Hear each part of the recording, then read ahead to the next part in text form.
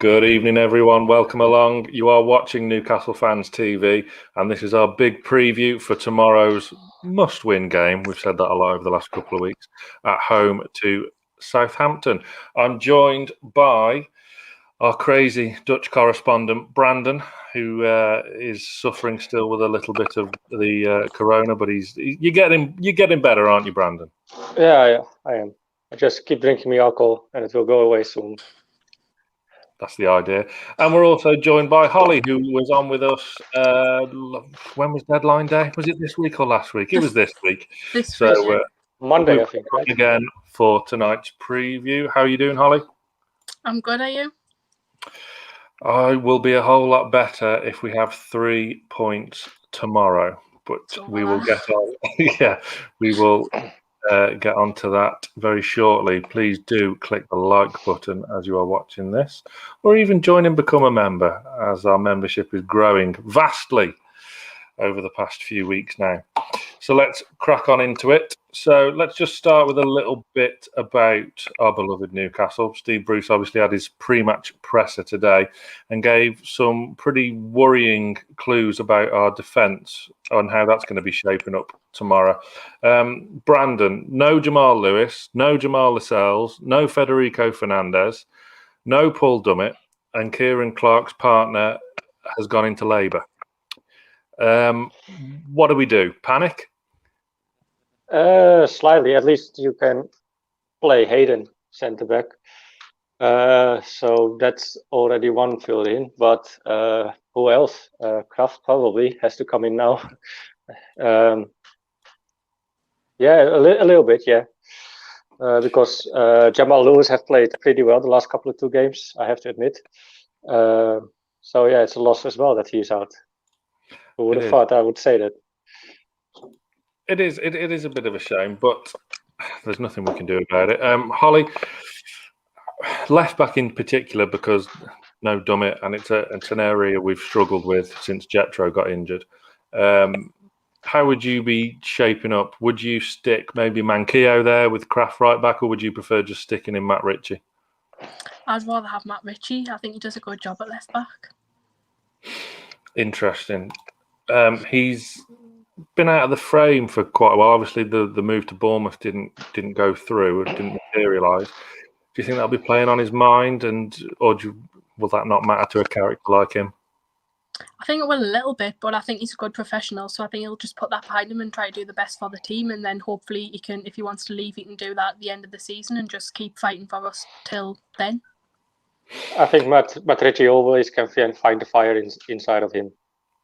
Yeah. He never want to lose, so we don't need to worry about that, in my opinion. I think it'd be good as well to have that voice back on the pitch. No Lascelles, no Dubravka, because let's face it, Darlow's probably going to continue in goal, which, is by no means a bad thing, but Dubravka's one of the voices in the dressing room along with Lascelles and Ritchie, because I think we saw against Crystal Palace it was quite quiet, especially when we went 2-1 behind. There was no real fight, no real leadership, no real impetus on the pitch. So I think that's another reason why Ritchie would be best served. Would you be recalling Dubravka, or are you happy with Darlow? Holly, I'll start with you on this one. I much prefer Dubravka. I really respect Darlow for what obviously he's done. He's had a great season. But for me, Dubravka is just a lot more reliable, and I just think he's all round just a way better keeper. Brandon, agree? Yeah, I agree a lot with Holly. I said it from the beginning when Dubravka came back from his injury. I understand you can't drop Darlow right away, but it has been a good few games now since Dubravka had to wait for his return. I think it's time now. He's a little bit better goalkeeper. In the air as well, he's much better. I think Darlow gives me a little bit of, I'm not sure with him in aerial duels. So that's why I always prefer Dubravka. Now, obviously, as we look at Southampton's previous results, there's been reports of them facing an injury crisis of their own, which we'll come on to a bit later on. But Brandon, I know you've been crunching some numbers about Southampton's recent form. Yeah, they only won one of the last 5 played games. Their away form isn't that great either. They lost 2 of them and draw 2 of them. And that, well, we know the last loss they had away it was a 9-0 against Man U. They must be out for blood, but can they with all the injuries and red cards? I'm really interested in with what team they're going to show up tomorrow. Yeah, 1 win in 5 in the Premier League. Obviously, they've had them two results in the FA Cup between them against Arsenal. Okay. And the I'm not going to count this in though. The mighty Shrewsbury Town. Fun fact, my first ever football match was Shrewsbury Town against Mansfield Town. Shrewsbury won 3-2. I digress. So, I mean, coming off the back of a 9-0 loss, Holly, and again, before then, 2 home defeats, this is a perfect time to play them, surely. It is, but it could also be the worst time because, like, no disrespect to us, obviously, but we're a team that can help a struggling team to get back onto form. We've done it many times, and I think that, obviously, I mean, we haven't been great. Yeah, we won at Everton, but apart from that, we've lost a lot of games, and I think that they'll be a lot more up for it than us, unfortunately, and I can't see us doing a great deal against them. That's very negative. That surprises me. That surprises me. I know our form's not been great, and the mighty 1-game unbeaten run came to an end. But Brandon, do you not think that they're there for the taking? I think I'm a lot more positive though than Holly, in my opinion. We have been playing better also against Crystal Palace. We played great against Everton. Let's face it, Wilson had chances versus Crystal Palace that had to go in and most likely always go in. If we can get this happening tomorrow as well, I can see us take a win easily. Not easily, and it depends on which team they're going to show up with. Harrison, we've got something in common. Our first match was Shrewsbury Town. Oi. I mean, I live about 40 minutes from Shrewsbury. That's why that was my first game. But let's take a look now at the Southampton squad and identify where their dangers are coming out. Obviously, we're well versed in a horrific game at St Mary's earlier on in the season. But Holly, obviously, for me, I don't know about yourself, there's 2 big names there right next to each other that really stand out this season as real star performers for Southampton. Yeah, they've got, well, I think they've got quite a few good players, and obviously some that could get into the England squad, which I'm sure you're thinking of the 2 same players as me. But I don't think they particularly have better players than us. I do think we've got our fair share of decent players as well, especially if the likes of Saint-Maximin is fit to come back in. Interesting. Well, yeah, well, of course, we're on about James Ward-Prowse and Danny Ings. Ward-Prowse, I mean, don't, for crying out loud, don't give away any free kicks around the edge of the area. Because as we've seen many a time this season, you will be punished. Brandon, who else kind of springs out for you? Obviously, they've signed Takumi Minamino on loan from Liverpool on deadline day. Yeah, he wasn't setting the world alight at Liverpool, but with regular first team football, he may show some promise. Is he a concern to you at all? Yeah, I think. Well, he showed a bit what he can do at Liverpool already. I think he definitely should watch him for sure, and I think he will be playing as well. But Vestergaard as well, I like from their team. And Walker Peters, but he's injured, I think. So it shouldn't be. Walker Peters is 50-50. I mean, earlier on in the week, it was meant to be an absolute horrendous kind of. They were really in trouble and going to struggle to field a half decent 11, which obviously we were all rubbing our hands together over. But looks like they've got a few back. I think Armstrong is set to miss out though. So how much of a loss will he be for them, Holly? Quite a big loss. I know obviously they've had quite a lot of injury problems lately, and a lot of them seem to have come back now. I think we have more injury problems for this going into this game than they do, if I'm right. Yeah. So yeah, obviously that'll be a miss. Armstrong will be a bit of a miss for them, but I think that especially the likes of Lewis, that'll be a a miss for us as well. So hopefully it's not as bad because we're both missing players. It's going to be an interesting matchup in that midfield, isn't it? Because obviously, if we do have to play Hayden centre back, then that's a lot of kind of muscle, if you like, out of and bite out of our midfield. Obviously, Joe Willock is set to make his debut at some point. Bruce said today that he is going to be involved. Whether or not that's from the start or not, I'll let you know at 2 p.m. tomorrow. But Brandon, would you be starting him? Difficult one. It depends how he's feeling and how he is in training. I don't know. Probably yes, because we have to put Hayden back to centre back. So I will probably say yes. Or otherwise, I would play Maddie instead of him, and then bring him in second half. But I will definitely play him tomorrow. Yeah.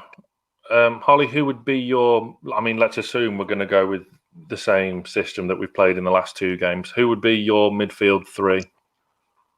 Yeah, if Willock was ready to start, I'd definitely put him in. And then probably Hayden and Shelby. Oh, sorry, Hayden will have to go for centre-back, won't he? Hendrik? Not Hendrik. I'd probably go Matty Longstaff. I wish I didn't eat so much humble pie after the Everton game about Jeff Hendrick. I gave him an 8.5 on scoring the players. I thought he was majestic, and then it just went back to same old shite against Palace. I look a bit silly now. Cheers, Jeff.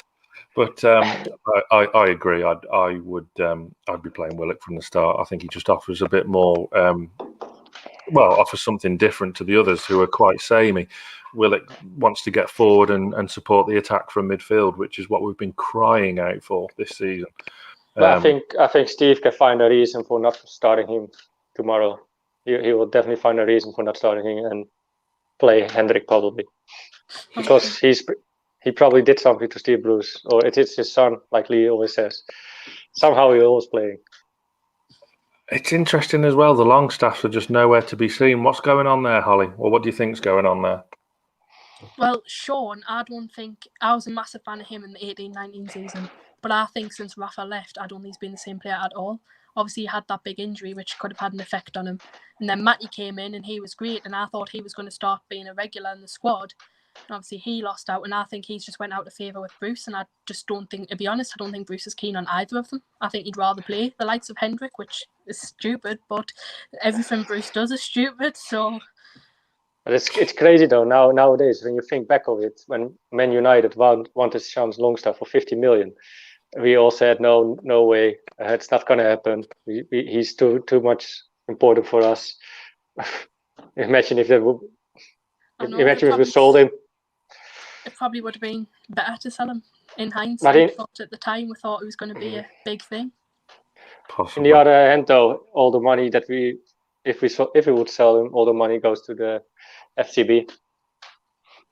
Yeah, quite true. Sam West says could put Kraft in centre back and keep Hayden in the midfield. That would be an option. Mankia right back, Richie left back.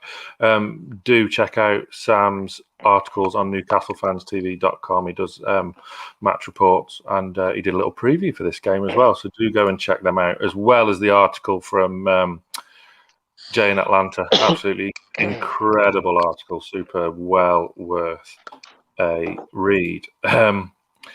Christian Atsu is back in the first team squad, which will dismay Henry Saive fans. Is he just there to make up the numbers, Holly, or is he set to play a bit of a part between now and the end of the season? I would assume so, and I hope so, that he's there just to make up the numbers, because I can't see him getting in the first team at all. But I mean, I would have rather have had him in over Saive, but I thought the way that Bruce said it in his conference was really inappropriate, completely disrespecting Saive. I mean, I'm not his biggest fan by any stretch of the imagination, and I wouldn't defend him with me life, but it was just a bit shocking the way he was like, oh yeah, it was an easy choice to pick Atsu over him. I don't think that was the right thing to do. No, you've heard it here first. Hollywood offer Henry Saive a new 4-year deal. But let's have a look at Southampton's strengths and weaknesses now, and where we can capitalise, please God, or where they can capitalise on us. So obviously, as I touched upon before, shooting from direct free kicks, Ward Prowse is absolutely lethal So Fabian Schär, no giving away silly free kicks. Stealing the ball from the opposition. They did play a very high press, didn't they, Brandon, at St Mary's? They absolutely tore us to pieces. We don't want to repeat of that. I don't want to even think about that game anymore. It's mad. Yeah, it was. And defending set pieces. I mean, we've not been too clever at either ends from set pieces so far this season. But weaknesses, one springs to mind for me. And if ASM is going to come back into the side, Holly, they're weak at defending counter-attacks. Surely ASM and Miguel Almiron, who's been in fantastic form over the past couple of games, should be rubbing their hands together at that prospect. Definitely, 100%. I mean, I'll be so happy to see Saint-Maximin back in the squad. I think it's exactly what we need at the minute because we are struggling in the attack. Obviously, Wilson's doing really well, but we need some more up there. And I think Saint-Maximin will definitely improve us, obviously, and change our game. Who does he come in for?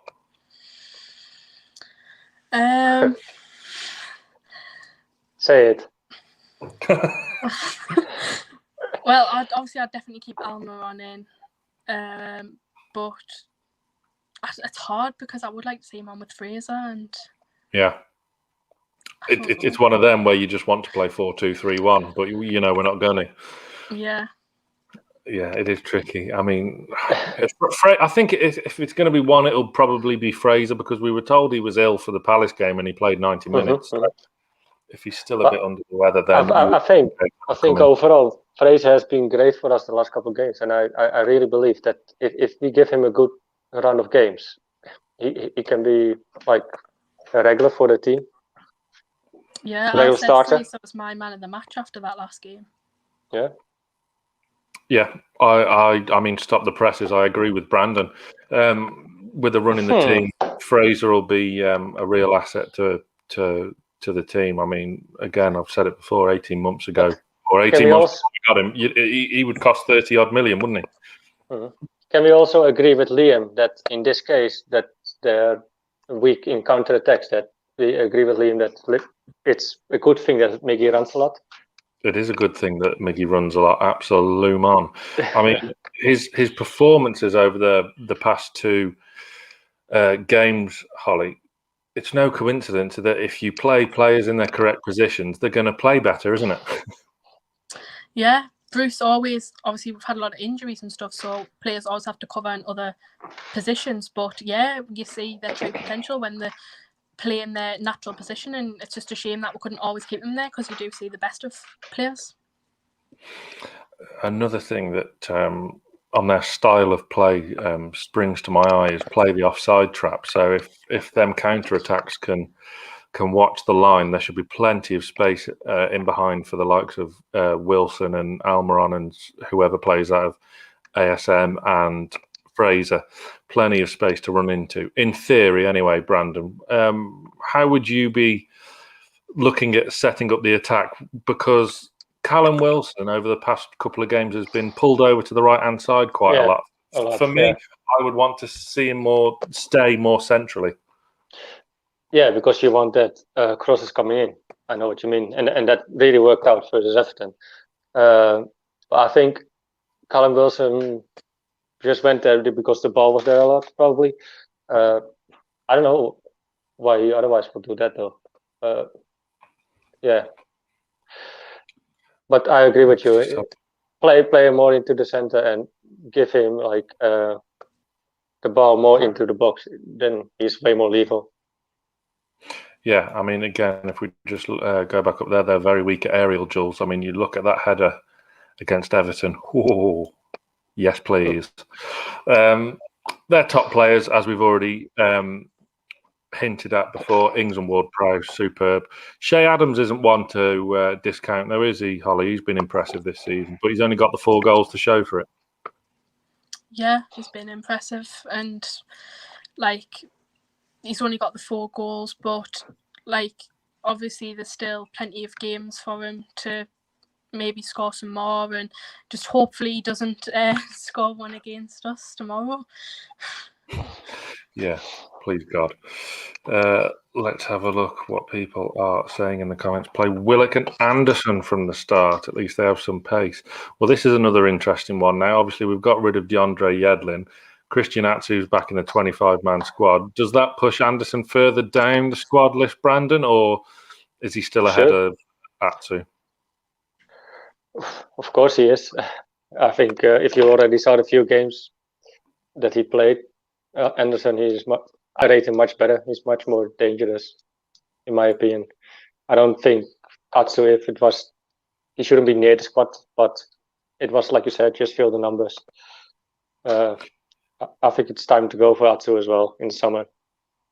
Thanks for the effort, but yeah, there's no secret Atsu will be leaving in the summer. Paul says he would play a 3-4-2-1. Clark, Hayden, and Cher. Clark's better half is in labour, so unless she seriously crosses her legs for a good 24 hours, there's every chance Kieran Clark will be missing tomorrow, unfortunately. Ollie says can't be playing Anderson while Fraser, Almiron, and ASM are all fit. Completely agree, but do you not think, Holly, it'd be nice to see him get half an hour at the end of the game to see what he's got? He looked reasonably sharp in the FA Cup against Arsenal, but he's not really had a proper go at it yet, has he? No, and it would be great to see him have a chance, because at the end of the day, we never know how good he could be if he won't get a chance. And that's how, obviously, the Longstaff brothers broke into the squad. They had to have game time, otherwise he can never prove himself. And another great example for this as well is Tony and Armstrong as well. They never really had a chance in Newcastle United, and look at them now. How much do we want them back? Yeah, spot on. Mike reckons it's going to be a 5-3-2 tomorrow. I mean, surely not. I don't even think we've got 3 fit centre halves, have we? Even with Hayden playing there, which I suppose in this instance is a good thing. So we can't play 5 at the back unless he, again, like Sam West put on the comments before he shifts Crash to centre back. Disaster. We don't want to see that. Let's now look at some stats ahead of tomorrow's game, and then we'll take a quick peek at the league table as well. After Southampton's really strong start to the season, they've dropped quite a lot. They're now in 12th. I mean, don't get me wrong, what we give to be in 12th at the moment, but it just comes back to it, doesn't it, that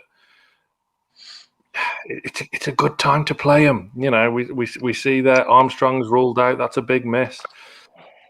You know, Vestergaard, Walker-Peters, 50-50. Obviously, Bednarek's available after his ridiculous red card was rescinded. But for me, I don't know why you're being so negative, Holly. I think there's a real chance of a result here. Well, if you look at our fixtures between now and the end of the season, this is the sort of game where we should be targeting a result at least. Yeah, it is. And I'm being negative, but I suppose I wasn't like this before Bruce. It's just he's really had a negative effect. But in contrast as being negative, I think that it's unlikely, but if we were to go on a good run, then with 8 points clear of the relegation zone, so it would be good. It would be a good opportunity to start climbing the table, because we're not that far off. If we start picking up points, we could definitely maybe get towards mid-table. No, it'd be nice to stop having to rely on Fulham buggering up just to keep our blood pressures down. I mean, we've got away with it with them. Their last 2 games in hand, they've got points against, draws against teams around the bottom. But if you look, Brandon, Newcastle have lost just one of their past 15 Premier League home matches against Southampton, which was the 14-15. Is that the relegation season under McLaren? Could very well be, yeah. So we've got an excellent home record against Southampton. These are all things that are pointing me into a positive mindset tomorrow, don't you think? Yeah, plus something else that sets me positive as well, that they have only in the away games 20% clean sheets, so we're probably going to score. And them scoring, it takes at least 75 minutes to score a goal. So they scored against Man United, but it was disallowed, so who knows? Yeah, I mean, negative-wise, I mean, if you just ignore this, I mean, Newcastle have lost 6 of their past 7 league games. I think we've lost our last 3 at St. Yeah, here we go. We've lost lost 3 at St James's Park. And obviously that big stat there, Holly, at the end of the Newcastle one. Callum Wilson has scored or set up 15 of Newcastle's 22 league goals this season. Where would we be without Callum Wilson? Honestly, I think we'll be in the bottom 3. He's been so important for us this season. And for a team like us, the return of 10 goals is incredible. Brandon? Yeah, I mean, you have to agree. There's no doubt. I have to agree, of course. Who do you think? You never know what Dwight Gale. Sorry. Who needs to step up in the team now? Because we can't be over reliant on Callum Wilson. Because I think ASM needs to do what he used to do, for sure. And it's good to see Miggy becoming the old Miggy he was in Atlanta. Let's see if he can keep this form, and then can, because for sorry, what was it? Chile? No, where's he from again? Fuck, I forgot. Where's Miggy from? Fuck. Paraguay, yeah. For Paraguay, he always plays good. He's a good player for Paraguay, so it is there. But like you said, if you play him in the right position, you got a hell of a player. Because the working rate from the lot is incredible. Do you know what was stark for me after that Palace game? We saw Miggy take a free kick on the edge of the box, and it was a cracking free kick. Got a little deflection off the wall and clipped the bar. Why hasn't he been on free kicks sooner? It just makes no sense to me. I mean, we've gone through phases of obviously Shelby's had a go. I just think he is too low in the picking order. It's always Shelby, Richie, or Ryan Fraser. I don't mind Ryan Fraser so much taking any corners or free kicks, but even before then, I mean, I personally like Sean Longstaff, but he is horrendous at free kicks. Absolutely horrific on free kicks and corners. And yet we've had to go through games of him taking free kicks earlier this season. When Miggy's on, it just makes no sense to me, Holly. No, not at all. And like Sean Longstaff should never ever be allowed to take a free kick for the club again. He's really, really bad. But yeah, Almiron now definitely let him take the free kicks, because obviously Wilson's on penalties, so let Almiron have the free kicks. Yeah. Brandon, Sorry? You were going to say something? Continue. Oh yeah. I think Matty is has a better kick than Sean does. So instead of Sean, I would always pick Matty instead of Sean. Like, it's crazy that he is allowed to take any free kicks.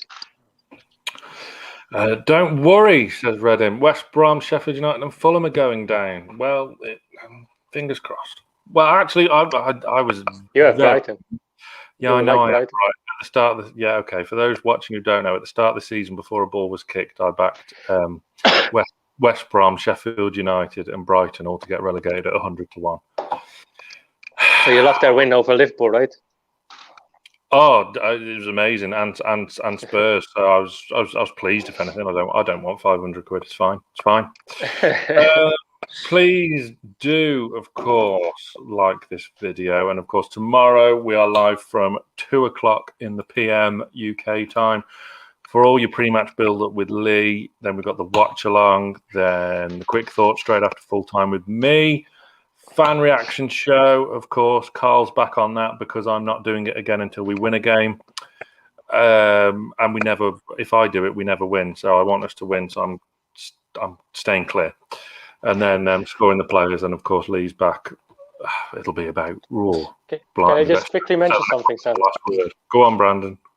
The video is already out. Maybe some of you see it already, but we have now a Discord channel as well.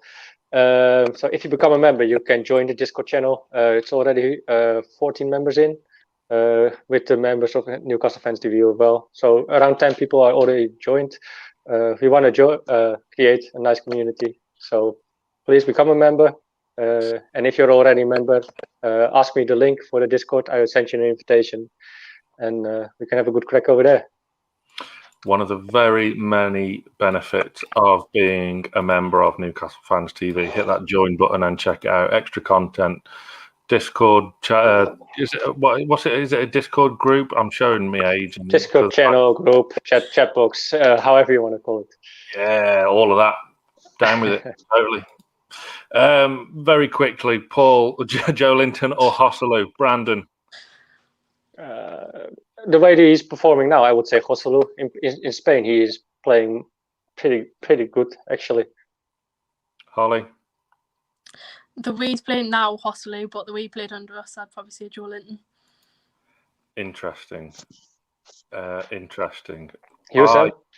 I didn't dislike Hosselu. I mean, he was a bit rubbish for us, don't get me wrong, but I didn't dislike it. That header he scored against Chelsea, one of only 2 times I've squealed inside St James's Park. I was cracking goal.